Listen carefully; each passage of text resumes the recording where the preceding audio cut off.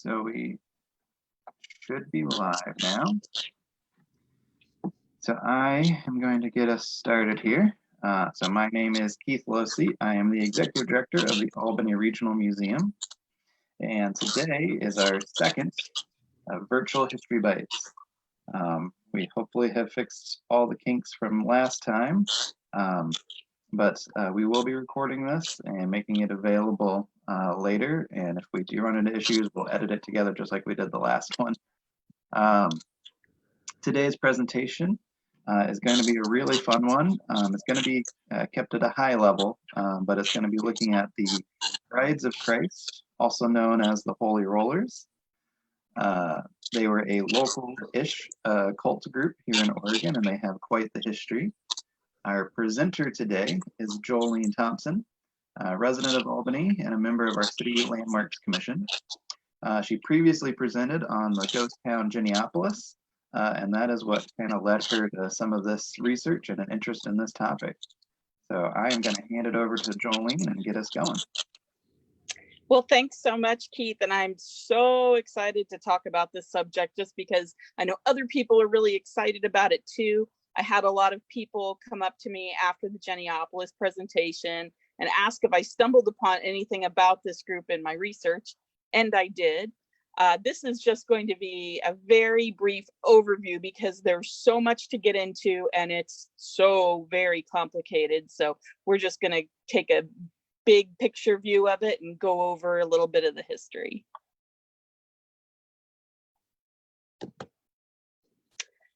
This was Franz Edmund Creffield was his legal name, to the best of our knowledge, which is highly suspect in and of itself. Little is known about Edmund Creffield's life before he immigrated to the United States from Germany. Birthplace is uncertain, and some theorize he may have been from Creffield and just took his name from the place where he lived. Who was he before he came to the United States? We don't know. But given what we do know, there's certainly reason to question what had happened in Germany, had something happened in Germany that forced his hand to move to the United States. Common immigrant story, variations of spelling on his name. I did run into some difficulties doing this research because there's about 6 different ways to spell his name that have been noted in census information, newspapers, and other sorted documents. So he was incredibly intelligent, incredibly articulate, and well-read. I think he was definitely hiding something, and I don't think Creffield was probably actually his true name. First came to the United States coming off the steamship Switzerland. The photo in the presentation is the steamship Switzerland. We see him turn up in Grants Pass in Salvation Army records. He moved throughout the Pacific Northwest while in Salvation Army. From Grants Pass to Portland, up to Seattle and back down, and ultimately, as we all know, landing in Corvallis. When he arrived, he was a Salvation Army evangelist. He then declared Salvation Army wasn't, quote unquote, entirely of God. He rebranded himself the Second Coming of Joshua and established a new spiritual movement. When I came across this Joshua idea, I thought about Elie Wiesel and his commentary on Joshua, the biblical figure. One of the things he said is his personality is too dark. He's involved in too many battles and too many confrontations. The man of blood and glory, he's the one sought out when someone is needed to throw himself into the fray, to push back or attack an enemy. To read his book is to move forward into the ashes among disfigured corpses. So I thought that was kind of interesting. That's not an uncommon take from a theological standpoint, who was the biblical Joshua. And it seems interesting that someone who did put himself in the fray right in the middle of it, it seems appropriate. We don't even know that the Church of the Brides of Christ is the actual name. Some documents show it as a singular Bride of Christ. So that's still up for a little bit of debate. Holy rollers and come-outers were coined by people outside of the sect. Those were not what they called themselves. That's what other people called themselves. People often think holy rollers because of rolling on the floor, which they supposedly did while praying. But it was actually because Creffield believed there was a holy roll in heaven and your name was inscribed upon it if you were one of his followers. Those who joined Creffield's church were an unexpected lot. Historically, those drawn to religious cults in this era were typically poor with limited educations and lived on the fringes. Orlando Victor Hurt, typically found in historic references, O.V. Hurt was a man about town. He worked for Kine's department store for a very long time, Republican committee person, member of the state assembly, big volunteer, very active guy, just a man about town who everyone liked. He wasn't necessarily enthusiastic about joining Creffield's sect, and he was a little reluctant, probably pushed into it by his wife, Sarah. Sarah had been a Salvation Army soldier. That's how she met Creffield, and how she also, of course, was able to kind of rope her family into this new sect. Also, relatedly and amazingly, when the Salvation Army started to fall apart in Corvallis, Portland sent down a captain to try to rebuild it, reinvigorate it, lend some new enthusiasm. And what ultimately happened is that man, Charles Brooks, joined up with Creffield, and they actually became like best friends. And he left Salvation Army as well to follow Creffield. 3 eldest Hurt children also joined the church: Ida Maud, younger brother Frank, and sister Eva May. The other children, who are actually adopted children, were just too young to join, but would express interest later. Other family members who joined included Sarah Hurt's brother Clarence Starr, as well as 2 sisters-in-law. And the church frequently gathered at the Hurt family home, in addition to other members' homes. And for a little while, they were able to rent out a hall that was on Main Street, but there was too much conflict with the neighbors. There was a great deal of sound activity, and it was problematic for that location. When the weather was good, they gathered and lived in kind of like tent yurt type abodes on Smith Island, which is more towards Monroe. Lots of rumors at the time about the sect, and many people reported they're rolling about, praying, groaning, wailing on the floor, and much more and much worse. Here's a great photo of the sect early on. Among them, Esther Mitchell, who we'll get into later. Important thing that I just kind of stumbled upon recently, Esther was probably only about 15 when she joined the group. So something that kind of becomes a little more relevant later. Kine's department store. That's this building here. And as you probably recognize, it's still in Corvallis. So something you can go and visit and kind of get that bit of history as it's still standing today, which is just fantastic. And you'll also see a map over here. This is a map of where Smith Island is. It's beside Kiger Island. And that is where they initially went for like summertime activity, but they stayed there. And at one point were kind of run off there too. People in Corvallis kind of ran them off, and they didn't have anywhere to go but Smith Island. This is a newspaper article about the cult that features Frank Hurt's house, where they frequently gathered. One of the little items that I pulled out of this is, as the people in Corvallis are getting more and more upset by this sect activity, the local newspaper certainly did push the matter. And they said, Mr. Creffield will be provided with a nice warm coat that will fit him as closely as the paper on the wall. So what happened the next day after that was printed? Well, a group of men referring to themselves as the Whitecaps had had enough. Whitecaps, or the act of whitecapping, for what it's worth, began somewhere around 1837 in Indiana. Vigilante outfits worked outside the government system of justice and delivered their own justice based upon their own set of typically misguided principles. Marginalized people were most frequently targeted. Many white cap societies were disbanded by 1894, and we can't be certain that this group was connected with official white caps. However, groups like bald knobbers and night riders in the South employed white capping as a tactic. And it shouldn't come as a surprise with the name white cappers.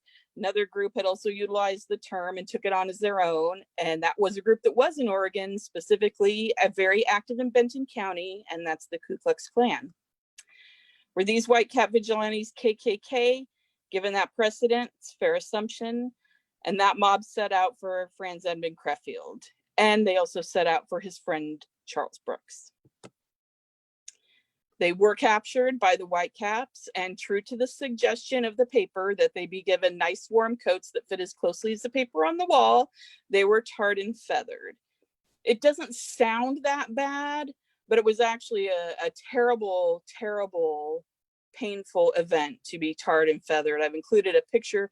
This doesn't relate to the case at hand, just to give you an idea of what it did.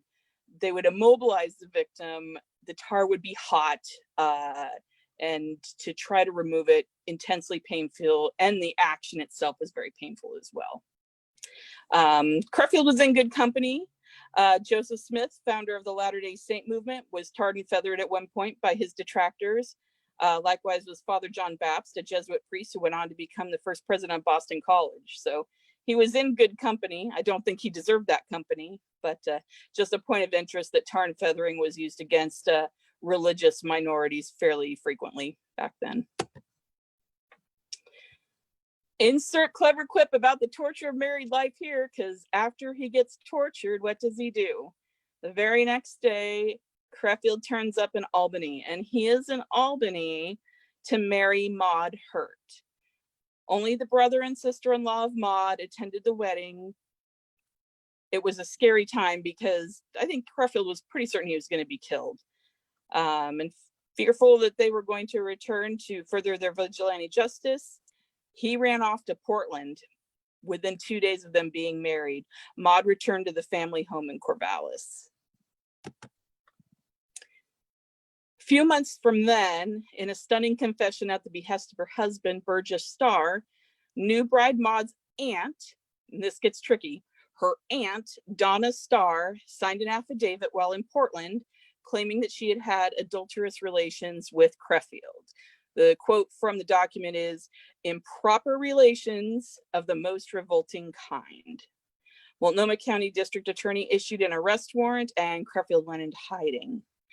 Brides of Christ members committed themselves to long days of prayer, reportedly lying on the floor face down, receiving messages from God. Concerned family members sought intervention from the government and received it. What happened was the older sect members were sent to the state asylum in Salem, and the children who were involved with the sect were sent to the Boys and Girls Aid Society of Portland.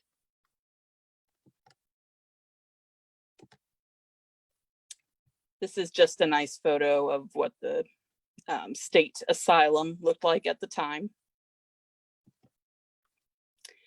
This is the Boys and Girls Aid Society.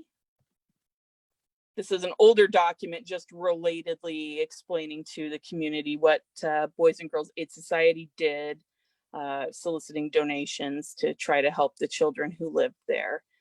And again, all the children, young adults who were part of Creffield's sect were sent to go live at this orphanage, for lack of a better term. In those days, adultery was still a prosecutable offense, and Burgess Starr was absolutely keen to see Creffield brought to one type of justice or another. He was going to get his man. Reportedly, Creffield had sexual relations with other sect members, including Cora Hartley. It was rumored that these liaisons were oftentimes group affairs, and to have a contact with Creffield of that sexual nature was considered a quote-unquote purification ritual. And word was it that Esther Mitchell, sister to Donna Starr, another sister to Donna Starr, and not Creffield's wife Maud, was destined to become the mother of the second coming of Christ. And let's bear in mind, at this point, Esther's maybe 16 years old. She's just a child herself, but she's in this group firmly and they have plans. Many of his followers institutionalized and a warrant out for his arrest, Creffield was running slim on options. He clandestinely dug a 6-foot hole under the home of the Hurt family. Until her own institutionalization, Sarah Hurt had been bringing him food underneath the house. He was found and revealed by a young foster child who had been playing under the house. O.V. Hurt had no idea Creffield had made the space his home.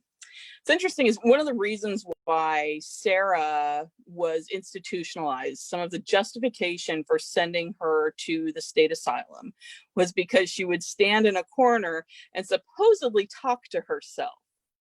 We know now she was probably standing in that corner talking through the floorboards to Edmund Creffield. So possibly not as crazy as they thought.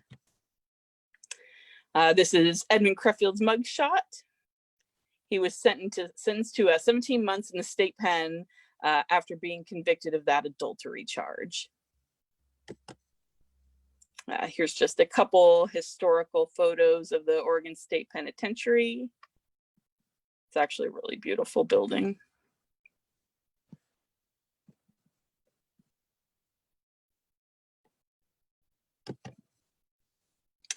What happened in those 17 months in the state penitentiary, no one can be sure of, but whatever did happen caused for little defection in the Brides of Christ camp.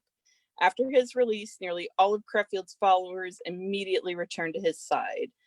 Naturally unsafe, Corvallis was no longer the church's home. They headed to the coast and settled down in Waldport.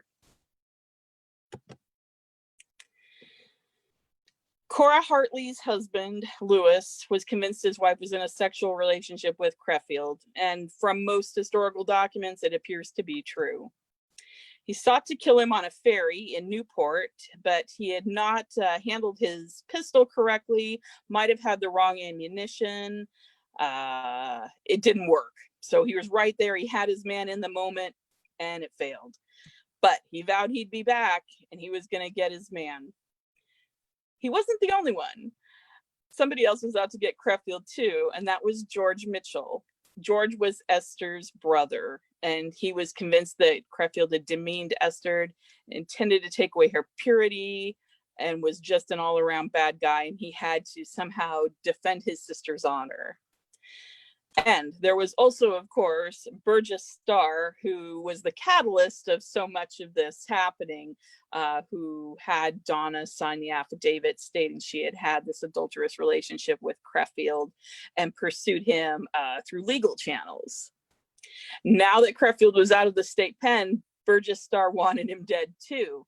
And he didn't think that the justice that he got in the jail was enough. Also, another sect member, Ona Baldwin, her father as well, wanted Creffield dead. The threat was multiplying and multiplying. Waldport wasn't safe. Corvallis wasn't either. And in a backwards way to get to travel undetected, Creffield walked through the forest all the way down to Eugene. From Eugene, took a train to Seattle. Maud, feeling more safe, decided to take the train from Albany separately. She was accosted at the Albany train station because she's his wife, but she was traveling by herself, not with him, so they let her be. Couple endeavored to start over in Seattle, but George Mitchell was hot on their heels. Finally, on the morning of May 7th, 1906, George Mitchell stepped out from an alleyway and shot Creffield in the neck. He died instantly. This is Cherry Street right here in downtown Seattle.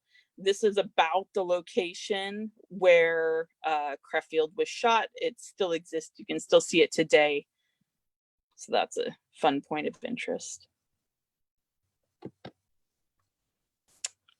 Daily Capital Journal from the day after.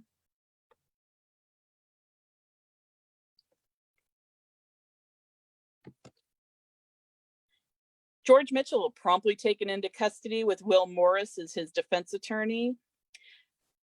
The way George Mitchell was portrayed was as this handsome, masculine, young, moral, glowing figure out to get the dastardly Creffield, and it worked. He perceived as the inevitable corruption of his teenage sister Esther being a fair motivation, what with her going to be the second mother of Christ, according to Creffield, and he was just trying to save her.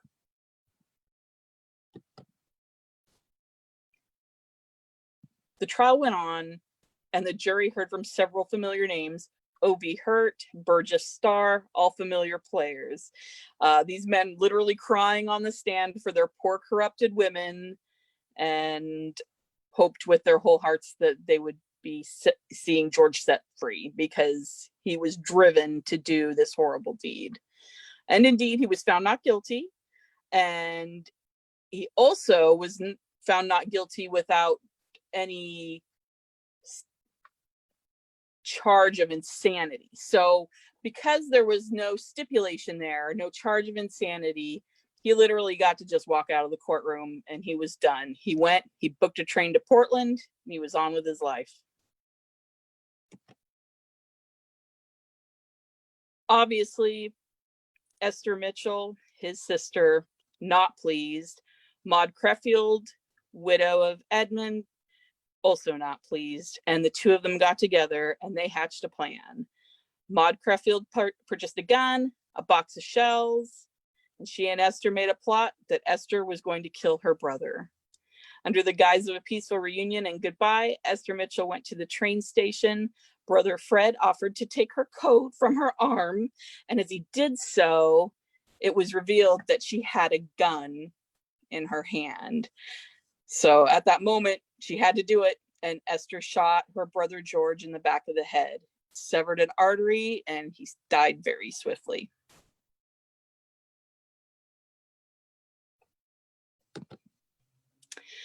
This was reported in the Seattle paper. Quote, "I do not regret doing it. I'm glad I did it. I shot him in the head, and I knew if I hit where I intended to, it was sure death. I intended to follow him to Portland if I didn't shoot him here." And so that's what Esther Mitchell had to say about her big brother George. This graphic was in the paper. You can see here, Esther shooting George, and brothers Fred and Perry were with them at the time. Here's a couple newspapers from the time. Mitchell and Maud Creffield both charged with murder. And sister shoots brother. Anyway, this was very big news in the Pacific Northwest. Big news in Portland, of course, big news in Corvallis, and of course, Seattle. So really exciting times. Everybody was shocked. Everybody was engaged, very interested about what was going on. Through questionable efforts, both Maud Creffield and Esther Mitchell were declared insane. The next hurdle was how to get them both committed to the asylum in Salem. Washington State Supreme Court ruled that such was not possible, and while the matter was under appeal, Maud Creffield took a fatal dose of strychnine that had been smuggled into her cell at the county jail. Eventually, Esther Mitchell was sent to the Western Washington Hospital for the Insane. And that's in Steilacoom. It used to be Fort Steilacoom.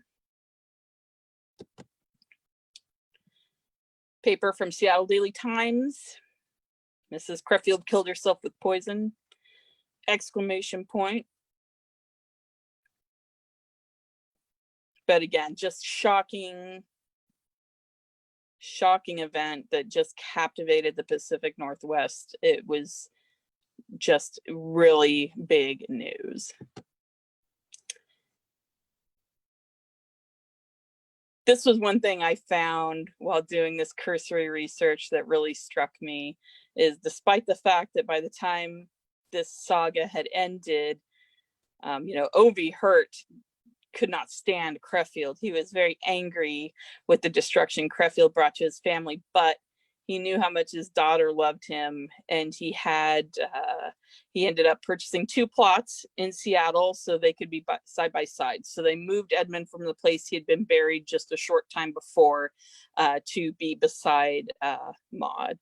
And that was the doing of Orlando Victor Holt, her father. George Mitchell, they sent George Mitchell's body back to Oregon after his murder, and he is in a cemetery in Newburgh.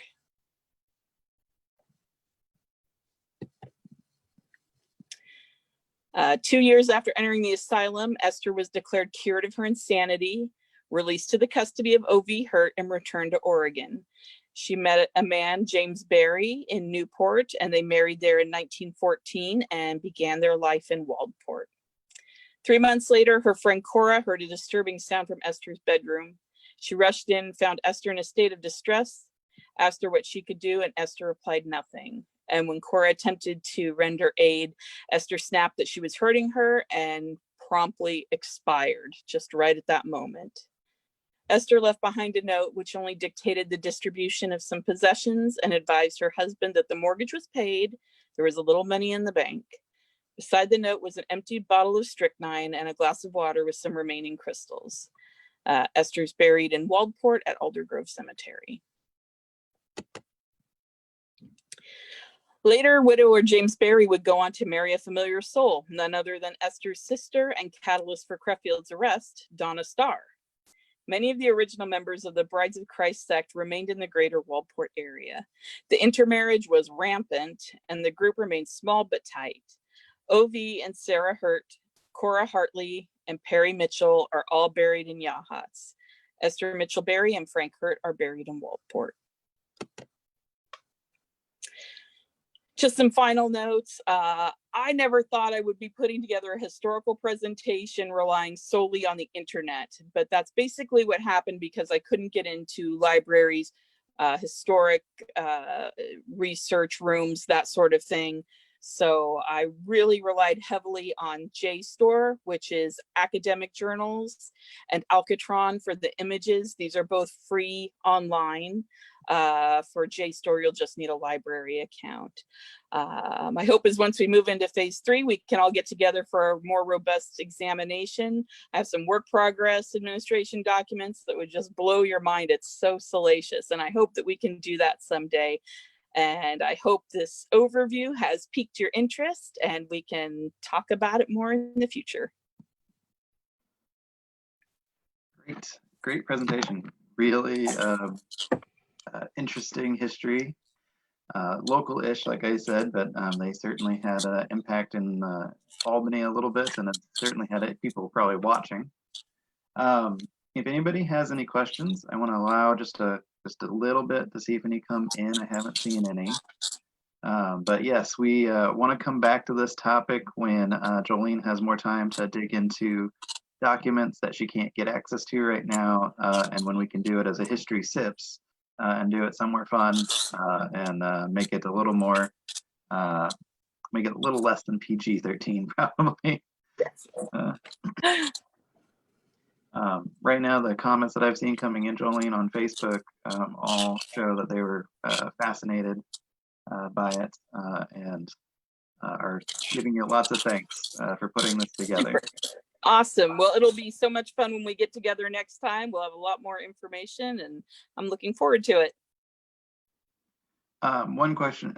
So I know you didn't want to read any books to kind of give you any prejudice, but what is it? Is there any that sounded like they would be worthwhile for somebody that, like myself, that might be interested in picking up a book to read more on this topic before the next presentation?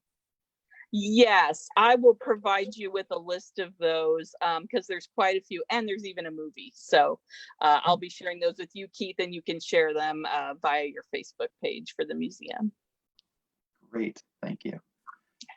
Okay, well, I think I've given enough time. I haven't seen any questions come in. So thank you all for being on this History Bites presentation with us. We plan to keep doing these online for the foreseeable future. So keep looking out for our next announcement on our upcoming topics. Thank you all.